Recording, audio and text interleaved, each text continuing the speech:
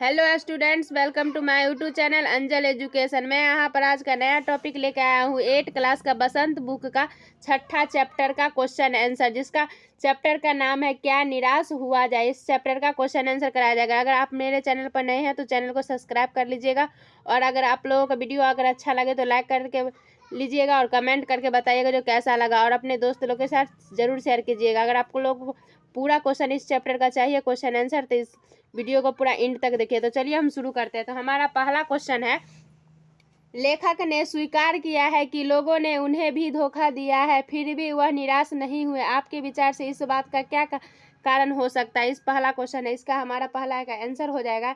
यहाँ लेखक का आशावादी व्यक्तित्व सामने आता है। जहाँ तक लेखक ने अपने व्यक्तिगत अनुभवों का वर्णन किया है। लेखक ने धोखा भी खाया है, पर उसका मानना है कि अगर वो धोखे को याद रखेगा तो उसके लिए विश्वास करना बेहद कष्टकारी होगा, और इसके साथ साथ उन लोगों पर उंगली उठेगा जो आज भी ईमानदार व मनुष्यता का सजीव उदाहरण है। यही लेखक का आशावादी होना उजागर होता है और उन्हीं लोगों का सम्मान करते हुए उनकी उपेक्षा नहीं करना चाहते हैं जिन्होंने कठिन समय में उसकी मदद की है। यही मायने में यह बात एकदम उचित है, और यही कारण है कि वो अभी भी निराश नहीं है। ये हमारा पहला आंसर था। मतलब इसमें बताया गया है जो हम धोखा खाए हैं, लेकिन हम इस बात से निराश नहीं हो सकते, नहीं तो जिसका भरोसा होता है उसका भरोसा हमेशा के लिए टूट जाएगा, इसलिए वह लेखक ने निराश नहीं हुआ। उसके बाद हमारा क्वेश्चन नंबर, ये पार्ट से दूसरा का क्वेश्चन आंसर होगा, मतलब कि पार्ट से आगे का, जैसे कि हर बुक में दिया रहता है ना, इसी तरह में दोष का पर्दाफाश करना कब बुरा रूप ले सकता है। मतलब इसमें बताया दोस्त का मतलब बुरा है या अच्छा है, उसका पर्दाफाश करना कब बुरा रूप ले सकता है, यानी कि खराब है। तो उसका आंसर हो, लेखक के अनुसार दोषों का पर्दाफाश करना बुरी बात नहीं होती है, परंतु इसमें बुराई तब सम्मिलित हो जाती है जब हम किसी के आचरण के गलत पक्ष का उद्घाटित करके उसमें रस लेते हैं। लेखक के अनुसार यह गलत बात है। हमारा दूसरों को दोस्त घाटन को अपना कर्तव्य मान लेना सही नहीं है। हम यह नहीं समझते हैं कि बुराई समान रूप से हम सब में विद्यमान है। यह भूलकर हम किसी को बुराई में रस लेना आरंभ कर देते हैं और अपना मनोरंजन कर लेते हैं, परंतु हम उसके द्वारा की गई अच्छाई को तो उजागर ही नहीं करते हैं। हम उसकी बुराइयों का उतना रस नहीं लेते हैं। अगर हमें उसमें व्यक्तित्व के अच्छे पहलुओं की तरफ देखें तो उसके द्वारा किए गए अच्छे कार्य को सराहे तो उसके लिए और समाज के लिए उतना ही लाभकारी होगा, परंतु बुरा तब होता है जब हम उसकी बुराई में तो रस लेते हैं पर अच्छाई को भुला देते हैं। मतलब अब कोई इंसान अगर बुरा है तो उसमें कुछ अच्छाई होगा, लेकिन लोग हमेशा बुराई याद रखते हैं, अच्छाई नहीं याद रखते। इसलिए हमें अगर अच्छाई का भी याद रखें, अच्छाई अगर हम दिख रहा है तो बुराई को नहीं भूल सकते, और बुराई दिख रहा है तो किसी का अच्छाई को भी भूलना गलत है, बुरा तब होगा। उसके बाद हमारा दूसरा क्वेश्चन है, आजकल के बहुत से समाचार पत्र या समाचार चैनल दोषों को आज पर्दाफाश कर रहे हैं। इस प्रकार समाचार और कार्यक्रमों की सार्थकता पर तर्क सहित विचार लिखिए। इसका मतलब क्या कहता है, न्यूज़ चैनल हो सकता है, पेपर हो सकता है, उसमें मतलब पर्दाफाश के बारे में बताया गया, उसी के बारे में यहाँ पर लिखना है। इसका लॉन्ग आंसर बहुत बड़ा हो जाएगा इसका, तो आप इसको ना अपना भाषा में लिख सकते हैं, मतलब थोड़ा ही तक। टीवी चैनल और समाचार पत्रों द्वारा जो दोषों का पर्दाफाश किया जा रहा है वो पहले किसी सीमा तक सही करता था, परंतु आज टीवी चैनल और समाचार पत्रों की भरमार के कारण उनके बीच में जन्मों श्रेष्ठ दिखाने की होड़ से इसे धंधा बना लिया गया है। आप यहाँ से लिख सकते हैं, और उसके बाद यहाँ तक लिख सकते हैं, उसके बाद यहाँ से जैसे कि उसके बाद यहाँ से लिख सकते हैं, परंतु जब सच सामने आया तो पाया गया कि वो बिल्कुल निर्दोष थी। क्या उस चैनल द्वारा किया गया कार्य उचित था?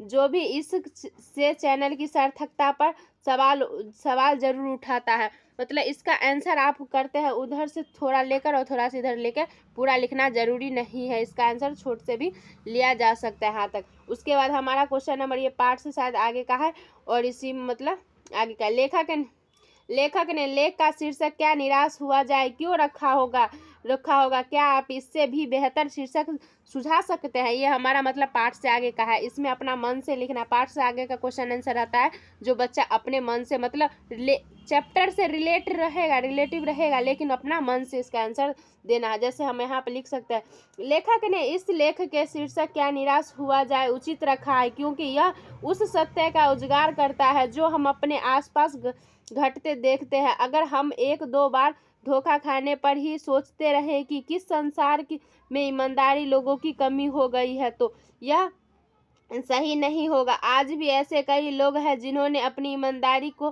बरकरार रखा है। लेखक ने इसी आधार पर लेखक का शीर्ष क्या निराश हुआ जाए रखा है। यही कारण है कि लेखक कहता है, ठगा मैं भी गया हूँ, धोखा मैं भी खाया हूँ, परंतु ऐसे धोखा मैं भी खाया हूँ, परंतु ऐसी घटनाएं भी मिल जाती है जब लोगों ने अकारण ही सहायता भी की है, जिससे मैं अपने आप को ढांढस देता हूँ।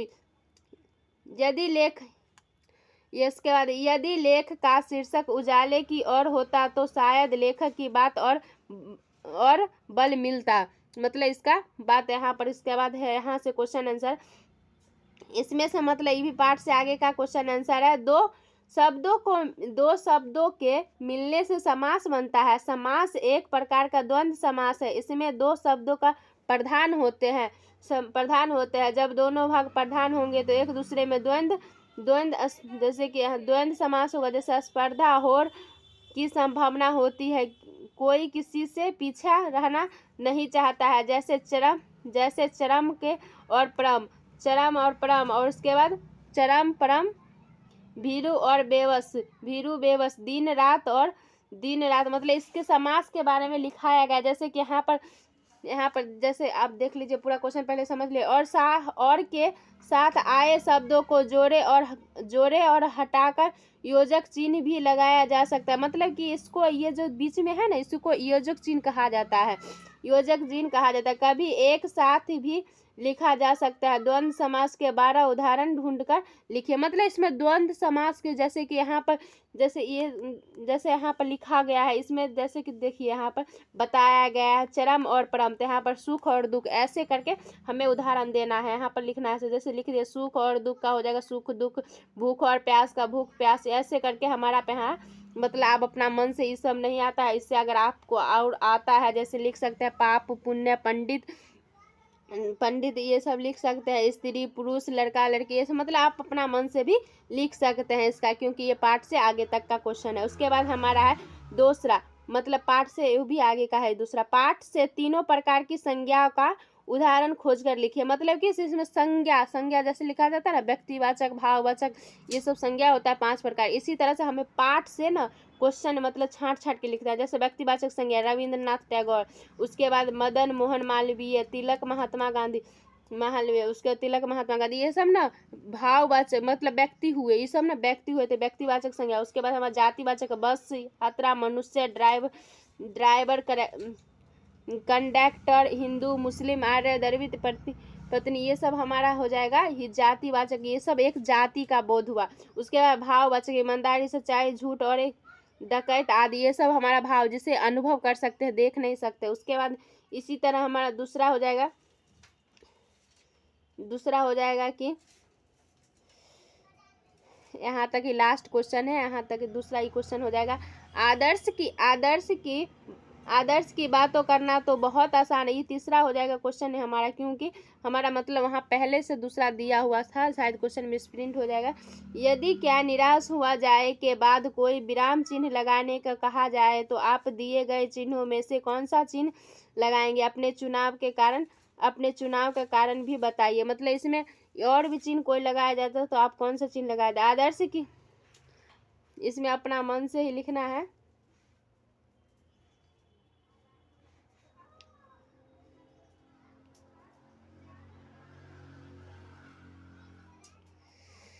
यहाँ तक थे तो यहाँ से हमारा आंसर हो जाएगा आदर्श की बातों करना तो बहुत आसान है, पर उन पर चलना बहुत कठिन है। क्या आप इस बात से सहमत? तर्क उत्तर दीजिए। मतलब आप देख लिए, कोई अच्छाई उतना ही बता, मतलब कोई चीज़ बोलना बहुत आसान है लेकिन करना उसे ही बहुत मुश्किल है। आप जैसे कोई कह दे हम ताजमहल बना सकते हैं, लेकिन बोल तो आसानी से सकता है लेकिन बना तो सकता नहीं है। इसलिए इसी तरह से हमें मतलब ऐसे ऐसे कोई चिन्ह लिखना है जो मतलब हमें बताया जा सकता है। जैसे यहाँ पर इतना लिख सकते हैं, यदि किसी विराम चिन्ह का प्रयोग करने हेतु कहा जाए तो मैं शीर्षक के अंत में प्रश्नवाचक का चिन्ह लगाना चाहूँगा। मैं यह चिन्ह इसलिए लगाना चाहूँगा कि मैं उन लोगों से प्रश्न कर सकूँ जो कहते हैं कि अब ईमानदारी और इंसानियत खत्म हो गई है।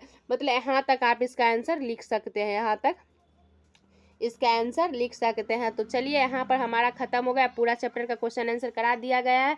अगर वीडियो आप लोगों को अच्छा लगे तो लाइक कर लीजिएगा और कमेंट करके बताइएगा जो कैसा लगा, और अपने दोस्त लोगों के साथ जरूर शेयर कीजिएगा। और आप मेरे चैनल पर नए हैं तो चैनल को सब्सक्राइब कर लीजिएगा। तो चलिए मिलते हैं नेक्स्ट वीडियो के साथ, नेक्स्ट पार्ट का क्वेश्चन आंसर के लेके। तब तक के लिए बाय।